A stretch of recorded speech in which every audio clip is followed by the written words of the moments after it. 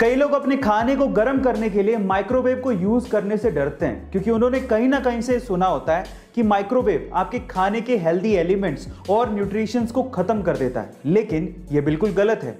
यह एक मिथ से ज्यादा और कुछ भी नहीं है। तो फिर फैक्ट क्या है? फैक्ट यह है कि माइक्रोवेव से निकलने वाला रेडिएशन किसी भी तरह के एटम और मॉलिक्यूल को डिस्ट्रॉय कर ही नहीं सकता, उसे ब्रेक कर ही नहीं सकता, जिससे हेल्दी न्यूट्रिशंस बनते हैं। तो आपका माइक्रोवेव सेफ है। हाँ, यह जरूर है कि खाने को कभी ठंडा नहीं खाना चाहिए, उसे गर्म करके ही खाना चाहिए। यह मिथ नहीं है बल्कि सच्चाई है। गाइस, आपको यह फैक्ट कैसा लगा कमेंट सेक्शन में जरूर लिखिएगा और ऐसे अमेजिंग वीडियोस के लिए शेयर, सब्सक्राइब एंड लाइक। मिलते हैं अगली वीडियो में।